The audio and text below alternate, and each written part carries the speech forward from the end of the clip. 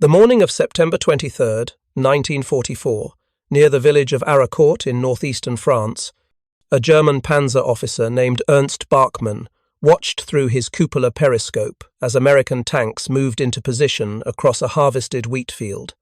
The distance was approximately 1,200 yards, well beyond effective combat range for the Shermans. His unit had been fighting since Normandy. Bachmann commanded a Panther Ausführung G, arguably the finest medium tank in the world at that moment. His crew had survived 3 months of combat. They knew their machine intimately, its strengths and its limitations. At this range, they were invulnerable. If you're enjoying this deep dive into the story, hit the subscribe button and let us know in the comments from where in the world you are watching from today. Then something happened that should not have been possible. The lead American tank, its silhouette identical to the Sherman's Bachmann, had encountered dozens of times before, fired a single shot. The round covered the distance in less than 2 seconds. It struck the Panther's frontal glacis plate with a sound like a massive hammer blow on an anvil. The armor held, but barely. The impact created a visible bulge on the interior surface of the steel plate. Bachmann's driver flinched instinctively. The loader stopped moving, frozen. The gunner turned to look at his commander, his expression asking a question no one wanted to voice. They had been told the Sherman's 75mm gun could not penetrate a Panther frontally at combat ranges. German tank crews had operated under this assumption since the Panther entered service in the summer of 1943. The Sherman was dangerous only at close range, in ambush situations, when it could fire into the thinner side or rear armor. At distance, in open combat, the Panther was superior. This was doctrine. This was tested fact. This was what kept German tank crews alive. But the Americans were no longer using the 75mm gun. The question facing every German armor officer in France that autumn was not whether they could destroy American tanks. They could. The Panther's 75mm KWK-42 gun, despite sharing the same caliber designation, was an entirely different weapon from the American 75. It fired a longer, heavier projectile at higher velocity. It could penetrate a Sherman's frontal armor from over 2,000 yards. German crews had been destroying Shermans with monotonous regularity since June. The real question was whether the Americans, with their seemingly infinite industrial capacity, their willingness to accept losses, and their demonstrated ability to adapt, would find a way to make the Sherman competitive. Whether they would modify the design, improve the ammunition, or simply produce so many tanks that numerical superiority would overcome qualitative disadvantage. And whether German crews, already outnumbered and fighting a defensive war with dwindling fuel supplies and replacement tanks that took weeks instead of days to arrive, could maintain their tactical edge long enough for it to matter. The answer was emerging on battlefields across France in the autumn of 1944, one engagement at a time. American armor crews were receiving a new variant of the Sherman, externally almost identical to the original but mounting a longer, more powerful gun, the 76mm M1, and this gun, firing newly developed ammunition, could do something German intelligence had not believed possible. It could penetrate the Panther's frontal armor at ranges where German crews thought themselves safe.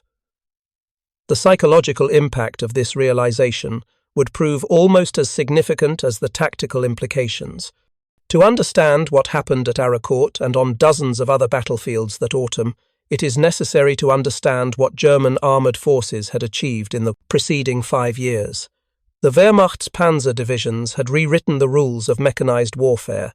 They had defeated Poland in weeks, France in 6 weeks, and driven deep into the Soviet Union, reaching the outskirts of Moscow by December 1941.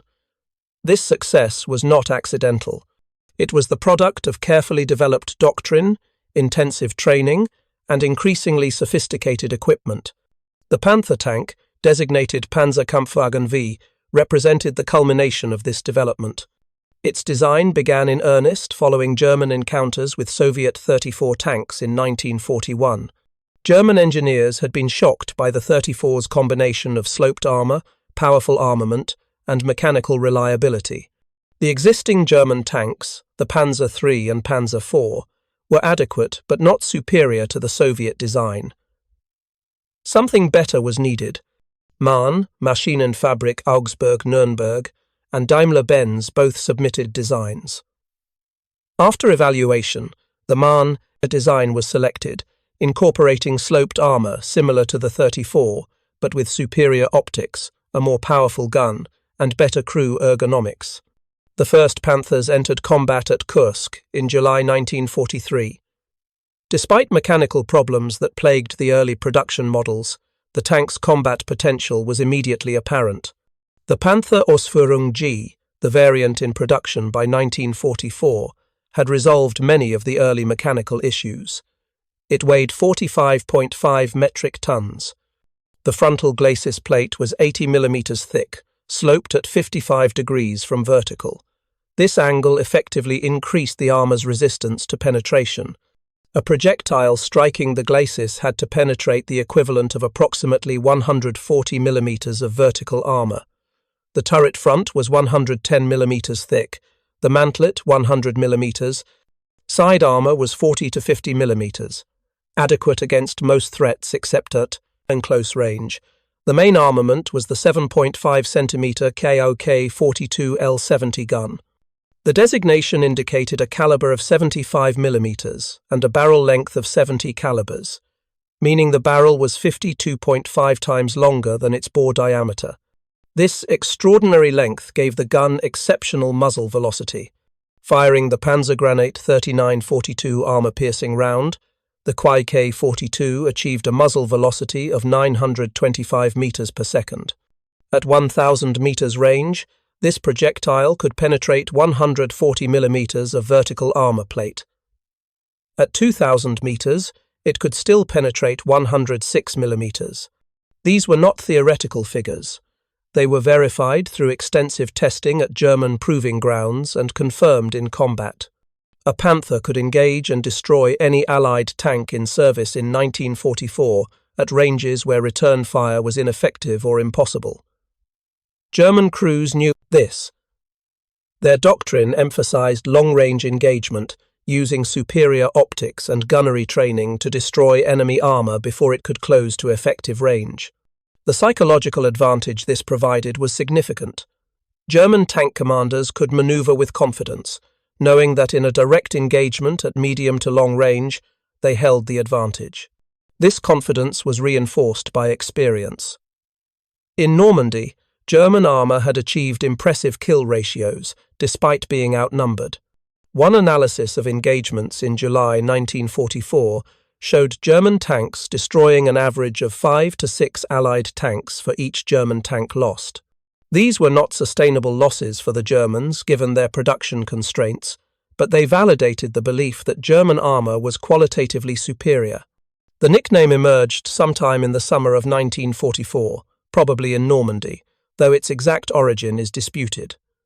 German tank crews began calling the American M4 Sherman a Ronson after the cigarette lighter company whose advertising slogan promised lights the first time, every time.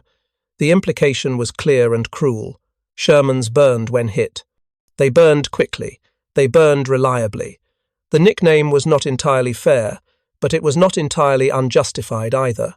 The Sherman, when struck by German armor-piercing rounds, had a tendency to catch fire. Multiple factors contributed to this vulnerability. The tank's ammunition storage, particularly in early variants, placed rounds in sponson racks along the sides of the hull. A penetrating hit that struck these racks could ignite propellant charges. The Sherman used gasoline engines, and while the fuel tanks were protected, a penetrating round could rupture fuel lines or splash gasoline onto hot engine components. The hydraulic fluid used in the turret traverse mechanism was flammable under certain conditions. Most significantly, the Sherman's armour was inadequate against German tank guns in service. By 1944, the M4A3, the most common variant in Europe, had frontal hull armour of 63.5 mm at 47 degrees from vertical. This angle provided effective protection equivalent to approximately 90 mm against armor-piercing projectiles. The turret front was 76 mm. Against German 75 mm and 88 mm guns, this was insufficient at combat ranges. The Sherman's main armament in 1944 was the M3 75 mm gun. This was a capable weapon for infantry support and for engaging light armour, but it was inadequate for fighting German medium and heavy tanks. Firing the M61 armour-piercing round, the 75 mm gun achieved a muzzle velocity of 619 meters per second. At 1,000 meters, this round could penetrate approximately 60 millimeters of vertical armour. Against a Panther's frontal armour, it was essentially ineffective unless the range closed to less than 500 meters and the shot struck the turret front or mantlet at an optimal angle.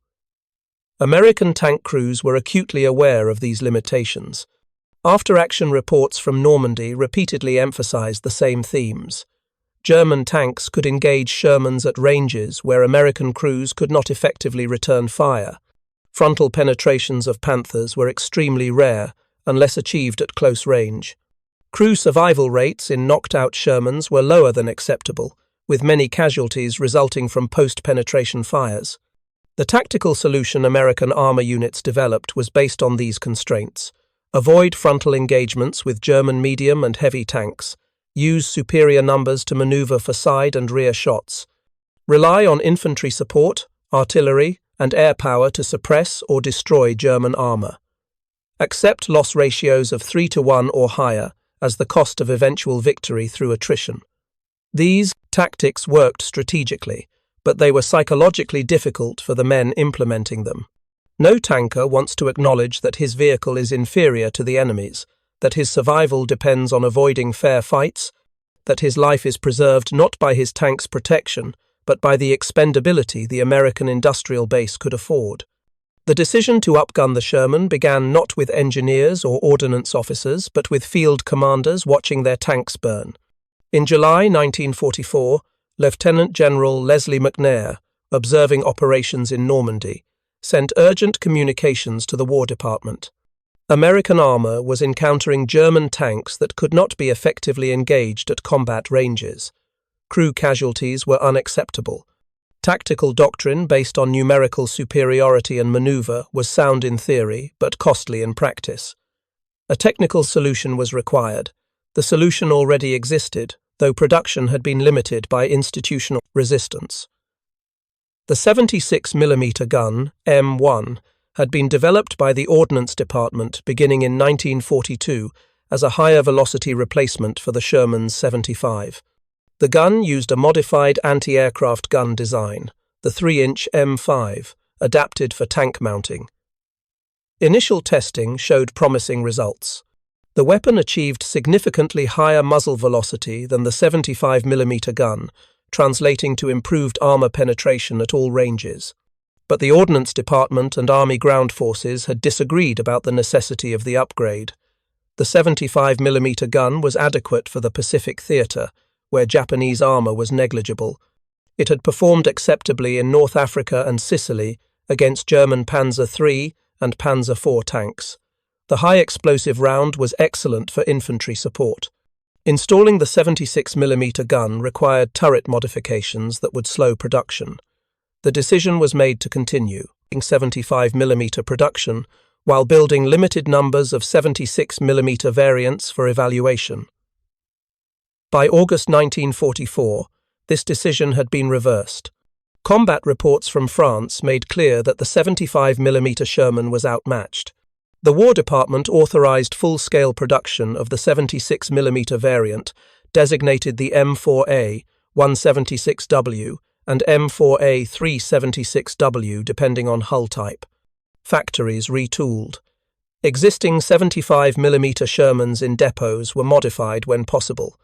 New production prioritized the improved gun. The 76 mm M1 gun was substantially more powerful than the weapon it replaced. The barrel was 52 calibers long, compared to 37.5 calibers for the 75 mm M3. This increased length allowed the propellant gases to accelerate the projectile over a longer distance, achieving higher muzzle velocity. Firing the M62, armor-piercing capped projectile, the the standard anti-armor round, the gun achieved a muzzle velocity of 792 meters per second. This was nearly 200 meters per second faster than the 75mm gun. The increased velocity translated directly to improved armor penetration. At 1,000 meters range, the M62 round could penetrate approximately 109 millimeters of vertical armor plate at 30 degrees obliquity. This was substantially better than the 75mm gun's penetration at the same range, but it was still marginal against a Panther's frontal armor.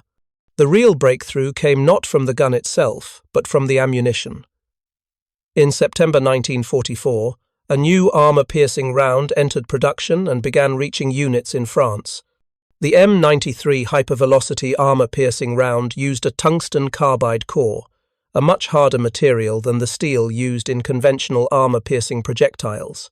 The tungsten core was smaller in diameter than the gun barrel, encased in a light aluminum sabot that fell away after the projectile left the muzzle. This design, called Armor-Piercing Composite Rigid or APCR, achieved extraordinary muzzle velocity because the projectile was lighter than conventional rounds while using the same propellant charge. The M93 round achieved a muzzle velocity of 1,030 meters per second from the 76mm gun. At 1,000 meters range, it could penetrate 177 millimeters of vertical armor at 30 degrees obliquity. At 1,500 meters, penetration was still approximately 150 millimeters. These figures meant the round could defeat a Panther's frontal glacis armor at ranges beyond a kilometer, assuming a reasonably perpendicular impact angle. The tungsten rounds were expensive to produce and initially scarce. Tungsten was a strategic material with competing demands from other weapons programs. Each tank crew received limited allocations, typically 4 to 6 rounds per tank, with instructions to reserve them for engaging heavily armored targets. Crews were trained to use the standard M62 round against lighter targets and to fire the M93 only when facing Panthers or Tiger tanks at medium to long range. If you find this story engaging, please take a moment to subscribe and enable notifications. It helps us continue producing in-depth content like this. The first 76mm Shermans began arriving at frontline units in late August 1944. Tank crews greeted them with cautious optimism. The new gun was visibly longer than the 75, protruding noticeably from the turret. The muzzle brake at the barrel's end was distinctive. Crews familiar with the 75mm Sherman noted differences immediately. The turret interior was more cramped because the longer gun required more recoil space. Ammunition storage was modified to accommodate the larger rounds. The gun's operation required different techniques, particularly regarding recoil management and loading procedures. The Battle of Arracourt began on September 18, 1944, when elements of the German 5th Panzer Army attempted to drive American forces back from their positions near the Moselle River in northeastern France. General Hasso von Manteuffel commanded the German forces, which included the 111th and 113th Panzer Brigades. These formations were equipped with a mixture of Panther and Panzer IV tanks, representing some of the best armor Germany could field in the autumn of 1944. Opposing them was the 4th Armored Division, part of Lieutenant General George Patton's Third Army. The 4th Armored was one of the most experienced American armored formations, having fought across France since the breakout from Normandy in late July. By September, the division included significant numbers of 76mm Shermans, though exact proportions varied by battalion. Some companies had completely transitioned to the new variant. Others operated mixed formations with both 75 and 76mm tanks. The terrain around Arracourt favored armored operations. The land was relatively flat with open fields separated by small villages and tree lines. Visibility was good, allowing engagements at medium to long range. This was exactly the kind of terrain where German armor doctrine emphasized using superior range and firepower to destroy enemy tanks before they could close to effective distance. German commanders were confident. They had numerical advantage in this sector, and their Panthers outclassed the Shermans they expected to encounter. On September 19th, the 113th Panzer Brigade, commanded by Colonel Hans von Manteuffel, younger brother of the army commander, advanced toward American positions near the village of Aracourt. The brigade included approximately 50 Panthers and 20 Panzer IV tanks. American forces, alerted by reconnaissance, prepared defensive positions. Company A of the 37th Tank Battalion, equipped entirely with 76mm Shermans, took positions along a low ridge overlooking the approach route. The engagement began at approximately 1400 hours. German tanks advanced in formation across open ground, expecting to engage at ranges where their guns held decisive advantage.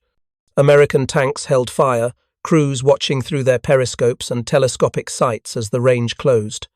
At approximately 1,300 meters, the German formation was well within effective range of the M93 tungsten rounds.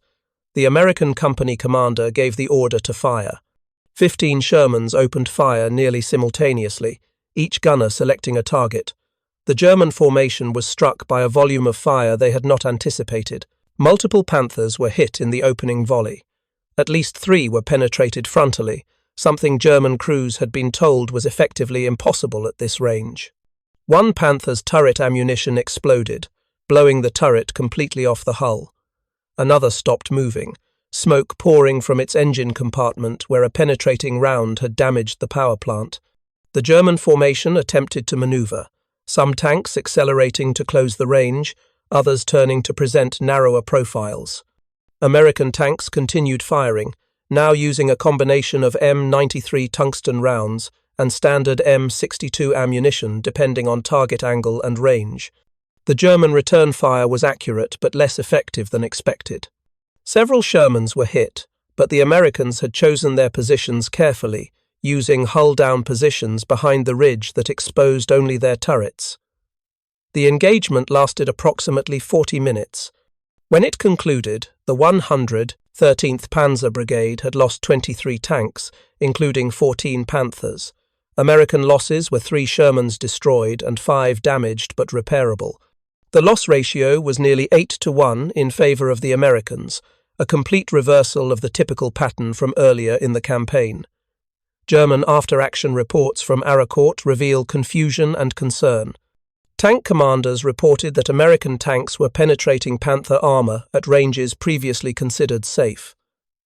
Some reports speculated that the Americans had deployed a new tank type, heavier than the Sherman. Others suggested the Americans were using new ammunition with enhanced penetration. All reports agreed that the tactical situation had changed fundamentally. Colonel von Manteuffel's report to 5th Panzer Army headquarters stated that his brigade had encountered American tanks with significantly improved anti-tank capability and that frontal engagements at medium range were no longer advisable. He recommended avoiding open-terrain battles and emphasized the need for closer-range engagements where German superiority in armor protection and crew training could compensate for American firepower improvements. This was a remarkable reversal. German doctrine had emphasized long-range engagement precisely because it maximized German advantages. Now, a senior panzer officer was recommending close-range combat, accepting higher risk to German crews because medium-range combat had become too dangerous. The engagements around Aracourt continued through late September, with similar patterns repeated. German armoured units attempting to advance encountered American tanks that could engage effectively at ranges where Panthers had previously been dominant. The cumulative effect was profound, both tactically and psychologically. By the end of September, 5th Panzer Army's armoured strength had been reduced by approximately 60%. Most losses were Panthers, the very tanks that were supposed to provide qualitative superiority. For German tank crews, the implications were deeply unsettling. The Panther had represented a psychological anchor, a piece of equipment that justified confidence even as the broader strategic situation deteriorated. German soldiers could acknowledge that the Allies had more tanks, more aircraft, more supplies, but German equipment was better. A Panther crew could face multiple Shermans with reasonable confidence in their machine's superiority. This belief was not propaganda or delusion. It was verified by experience and supported by technical specifications. But at Aracourt, that confidence evaporated. Tank commanders who had survived the battle reported that American tanks were penetrating Panther frontal armor at 1,200 meters or more. The distance varied depending on angle and exact point of impact, but the fundamental fact was undeniable. The protection that German crews depended upon was no longer reliable. If a Sherman could penetrate frontally at 1,200 meters, then there was no safe engagement range. Every encounter became potentially lethal regardless of positioning or tactics. The psychological mechanism of combat relies heavily on the soldiers' confidence in their equipment and training. A tank crew must believe that their armor will protect them, that their gun can defeat enemy armor, that their skills and their machine give them a fighting chance. Remove that confidence, and the entire psychological foundation of armored combat becomes unstable. German crews at Aracourt and subsequent engagements experienced exactly this destabilization. Interrogations of captured German tank crewmen from this period reveal consistent patterns. Prisoners expressed shock at American firepower. They described feeling vulnerable in machines they had previously trusted. Several mentioned the psychological impact of seeing Panthers destroyed by frontal hits, something they had witnessed rarely, if ever, in previous combat. One captured Panther commander stated that after watching 3 tanks in his platoon penetrated frontally in a single engagement, he no longer believed his own tank's armor would protect him. His tactical decisions became driven by fear rather than doctrine. This psychological shift had tactical consequences. German armor units in France during autumn 1944 became increasingly defensive and cautious. Attack orders were executed with less aggressive. Commanders sought terrain that provided cover and concealment rather than open fields that allowed long-range gunnery. Some units began refusing attack orders, citing tactical impossibility, a response that would have been unthinkable earlier in the war when panzer formations considered themselves offensive weapons par excellence. The impact extended beyond individual crews to unit cohesion and leadership. German armor officers who had built their reputations on aggressive armored tactics found their doctrinal foundations undermined. If Panthers could be destroyed frontally at range, then the entire concept of using superior German tanks to achieve decisive local superiority was questionable. Some officers adapted, developing new tactics that emphasized ambush, close-range surprise, and urban combat, where American firepower advantages were less decisive. Others struggled with the adaptation, continuing to apply doctrines that had worked in 1943 but were increasingly ineffective. The broader strategic implications were perhaps more significant than the tactical details. Germany's war economy in late 1944 was under immense strain. Panther production in September 1944 was approximately 350 tanks per month across all manufacturers. This was impressive, given Allied bombing and resource constraints, but it was inadequate to replace losses on both eastern and western fronts. Each Panther lost at Aracourt represented weeks of industrial effort and scarce materials that could not be easily replaced. American production, by contrast, was producing over 1,000 Shermans per month in autumn 1944, and an increasing proportion were the 76mm variant. The industrial disparity that had always favoured the Allies was compounded by the qualitative improvement. Germany could not produce Panthers fast enough to maintain numerical strength. Now those Panthers, once considered qualitatively superior enough to compensate for numbers, were being destroyed in combat at unfavourable exchange ratios. The tungsten ammunition that enabled the 76mm guns' improved performance was itself a demonstration of industrial capacity. Tungsten was strategically valuable, used in cutting tools, armour-piercing projectiles, and various industrial applications. The United States had domestic tungsten sources and had stockpiled supplies. Germany's access to tungsten was limited, dependent on imports from neutral countries that became increasingly difficult as Allied military and diplomatic pressure increased. America could afford to allocate tungsten to ammunition production, Germany could not match this expenditure, even if the technical capability existed. The German response to the improved Sherman variants emerged gradually through autumn and winter of 1944. At the tactical level, panzer units modified their engagement doctrines based on hard-won experience. Orders from 5th Panzer Army headquarters in October explicitly instructed tank commanders to avoid long-range engagements in open terrain when facing American armor. Instead, units were directed to use terrain features for cover, to engage from ambush positions when possible, and to exploit urban environments where the superior protection of German tanks provided advantage in close-quarters combat. These tactical adjustments represented a fundamental reversal of armoured doctrine that had served Germany well since 1939. The Blitzkrieg concept relied on mobile armoured formations, exploiting breakthroughs and operating in open terrain where speed and firepower could overwhelm defensive positions. Now, German armour was being instructed to fight defensively, to avoid exactly the kind of open-terrain mobile warfare that had been the Wehrmacht's signature capability. The psychological cost of this reversal cannot be overstated. Panzer officers who had built entire careers on offensive armoured operations were now writing orders that emphasized concealment and defensive positioning. The technical response was limited by industrial reality. German engineers were aware that the Panther's frontal armour, while substantial, could be defeated by improved American ammunition. Design studies examined increasing armour thickness, but implementation was constrained by multiple factors. Adding armour would increase weight, requiring a more powerful engine and stronger transmission, and components that were already problematic on existing Panthers. Manufacturing capacity was insufficient to produce significantly modified designs in meaningful numbers while maintaining current production rates. Resources, particularly high-quality armor steel and the alloying elements required for its production, were increasingly scarce. The Tiger II, also known as the King Tiger, represented Germany's attempt to maintain qualitative superiority through even heavier armor and armament. The Tiger II featured frontal armor up to 180 mm thick on the turret, sloped to maximize effective thickness. Its 88 mm KBUK 43L71 gun was the most powerful tank weapon fielded by any nation during the war.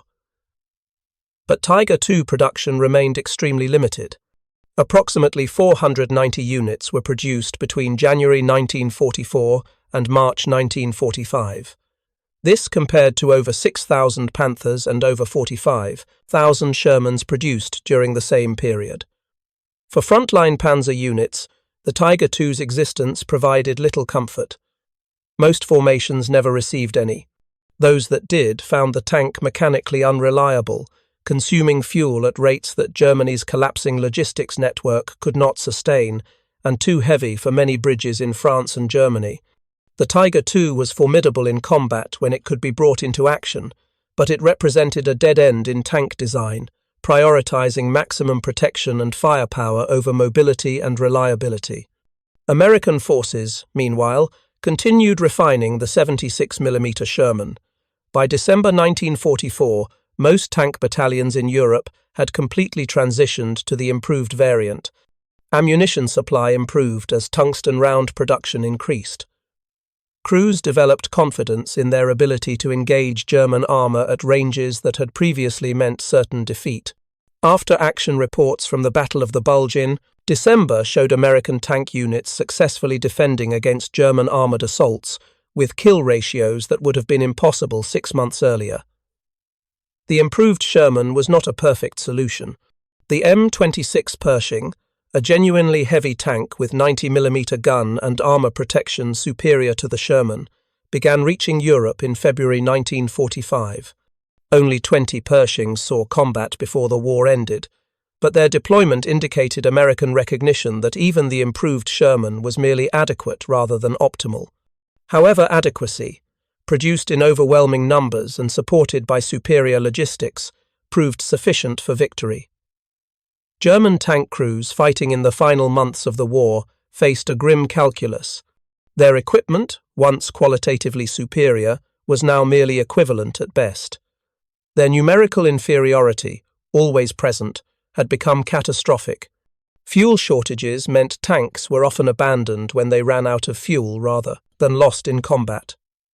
Replacement crews received abbreviated training as experienced personnel were killed or captured faster than training schools could replace them. The Panzer Arm that had terrorized Europe in 1940 through 41 ended the war as scattered remnants fighting defensive actions with inadequate supplies and no prospect of victory. The statistical evidence of the 76mm Sherman's impact emerges clearly from combat records in the final 8 months of the European war. American tank losses decreased substantially after the improved variant entered widespread service, while German armor losses increased. In the Lorraine campaign of September through November 1944, American armored divisions achieved loss exchange ratios, averaging approximately 3 German tanks destroyed for each American tank lost.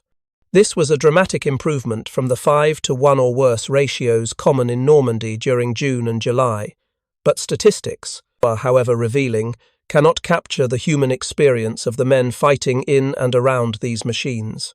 For American tank crews, the improved Sherman represented something more significant than improved specifications. It represented the possibility of survival. Tankers who had spent months in France knowing that frontal encounters with Panthers likely meant death could now engage with reasonable confidence that their weapon would be effective. This psychological shift transformed how crews approached combat. Lieutenant Belton Cooper, an ordnance officer with the 3rd Armoured Division, documented the impact in his post-war memoir. Cooper was responsible for tank recovery and repair, which meant he witnessed the aftermath of armoured combat more directly than most.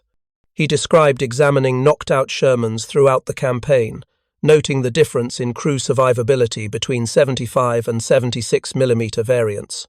The improved gun allowed crews to engage at longer ranges, which meant fewer close-range penetrations where post-penetration effects were most lethal.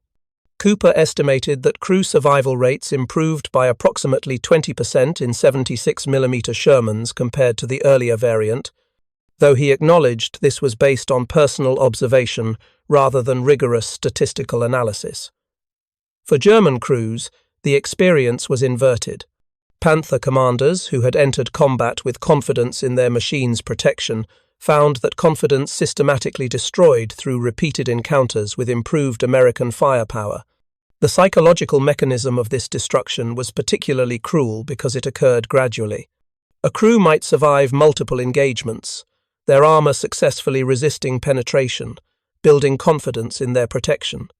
Then, a single encounter with a Sherman firing tungsten ammunition would demonstrate that the protection was conditional, dependent on the specific ammunition the enemy chose to use. This uncertainty was psychologically corrosive. Captured German tank crewmen interviewed by American intelligence officers in late 1944 and early 1945 consistently expressed a sense of betrayal. They had been told their equipment was superior. They had experienced this superiority in combat through 1943 and early 1944. Then, without warning or explanation from their commanders, the tactical situation reversed. American tanks that had been relatively easy targets became dangerous opponents. The natural human response to such reversal is to question what else might be untrue, what other assumptions might be invalid. This questioning extended beyond equipment to broader strategic assumptions. If German tanks were not actually superior, was German victory actually possible?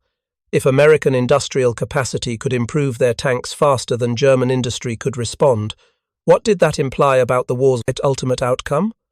These were dangerous thoughts for German soldiers in late 1944, when defeatism was a capital offense and Gestapo agents operated behind the lines watching for signs of wavering loyalty. But thoughts, once formed, are difficult to suppress. The impact on morale was significant, though difficult to quantify precisely. The physical reality of armoured combat in this period was brutal, regardless of which side held technical advantage. Modern readers familiar with tanks primarily through films or games often misunderstand the sensory experience of combat in these machines. The interior of a Sherman or Panther during combat was deafeningly loud. The main gun firing created concussive force that could cause hearing damage even with protection.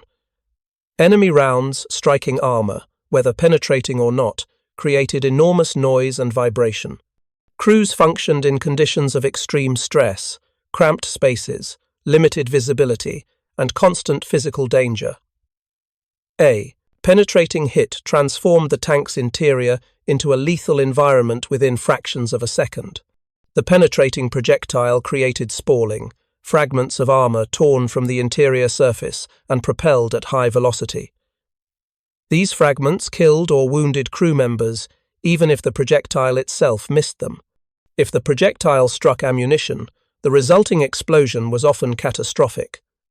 If it struck fuel or hydraulic lines, fire spread rapidly through the cramped fighting compartment. Crew survival in a knocked-out tank depended on immediate evacuation, often under enemy small arms fire, with wounded crew members who might be unable to move unassisted. American tank crews developed grim humor about these realities. Shermans that caught fire were called Ronsons or Tommy Cookers, acknowledging the risk with dark comedy. But behind the humor was genuine fear. Every crew member knew the statistics. Roughly 1 in 5 American tankers who served in Europe became a casualty, killed or wounded. These were acceptable losses by military standards, particularly compared to infantry casualty rates, but they were not trivial. The improved 76mm Sherman reduced these losses measurably, and the men who fought in them knew it. The story of the 76mm Sherman and its impact on German armoured doctrine illustrates a fundamental truth about the Second World War. The conflict was decided not primarily by individual courage, tactical brilliance, or even specific weapons systems, but by industrial capacity and the ability to adapt production to battlefield requirements. The United States possessed both in abundance. Germany, by late 1944, possessed neither. American factories produced the 76mm gun, modified existing tank turrets to mount it, developed improved ammunition, and delivered the complete system to frontline units in Europe within months of the requirement being identified. This represented an extraordinary feat of industrial mobilization. The process required coordination between ordnance design bureaus, artillery proving grounds, armor factories, ammunition plants, and logistics networks stretching across the Atlantic. That this coordination functioned effectively while simultaneously supporting operations in the Pacific Theater, maintaining production of aircraft, ships, trucks, and thousands of other items of equipment, demonstrates industrial capacity at a scale previously unmatched in human history. Germany could not match this adaptation rate. By autumn 1944, German industry was operating under conditions of sustained strategic bombing, resource scarcity, and labor shortages, as men were drafted for military service. The Wehrmacht High Command knew the Panther's armor could be defeated by improved American ammunition. They knew the Tiger II was too expensive and complex to produce in meaningful numbers. They knew the war was being lost through industrial attrition. But knowing these facts and possessing the means to respond effectively were entirely different things. The engagements at Aracourt in September 1944 were not decisive battles in the conventional sense. They did not determine the war's outcome. Germany was already losing by every relevant metric: industrial production, manpower, territorial control, and strategic initiative. But Aracourt and similar engagements throughout autumn 1944 demonstrated that Germany had lost even the qualitative edge that had partially compensated for numerical inferiority. The psychological impact of this realization rippled through German armored forces for the remainder of the war. For the individual soldiers involved, German and American, these battles were not about strategic calculations or industrial statistics. They were about survival, about doing their jobs under impossible conditions, about maintaining discipline and effectiveness while fear and exhaustion wore them down. American tank crews climbed into their Shermans each morning, knowing they might not survive the day. German panzer crews did the same, with the additional burden of knowing their cause was lost and their sacrifices increasingly futile. The nickname Ronson persisted after the war, becoming embedded in popular understanding of the Sherman tank. Books and documentaries repeated the story of the Sherman's vulnerability and tendency to burn. This narrative was not entirely false, but it was incomplete. The 75mm Sherman in Normandy was indeed vulnerable to German tanks, but by autumn 1944, the majority of Shermans in Europe were the improved 76mm variant, capable of engaging German armour effectively at combat ranges. The popular narrative fixed on the earlier period and ignored the adaptation. This pattern of selective memory is common in popular understanding of military history.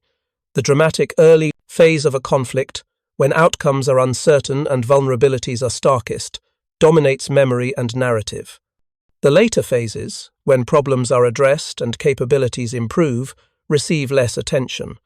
The result is a distorted understanding that emphasizes initial failures while minimizing subsequent adaptations. The Sherman's reputation suffered from exactly this distortion, remembered primarily for its vulnerability in June 1944 rather than its effectiveness by December. The broader lesson extends beyond tank specifications to the nature of industrial warfare itself. In conflicts between industrialized nations with comparable technology, victory does not go to the side with the best individual weapons system. It goes to the side that can produce adequate weapons in overwhelming quantities, adapt production to battlefield requirements, and maintain logistics networks to keep those weapons supplied and operational. The United States in World War II demonstrated all three capabilities simultaneously across multiple theaters. Germany, despite possessing some technically superior weapons systems, could not match American production, adaptation, or logistics.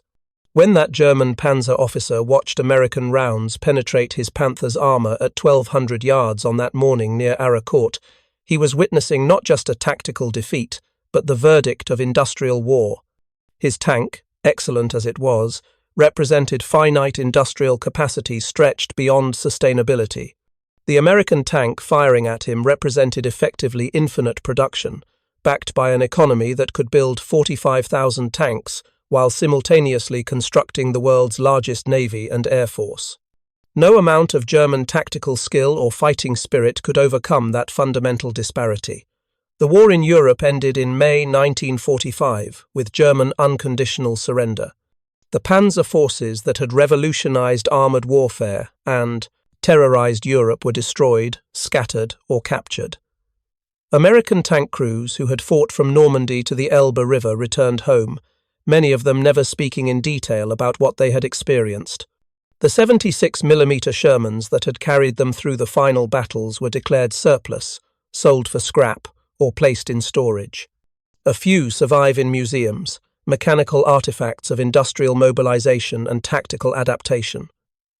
The men who fought in those machines, on both sides, carried different memories.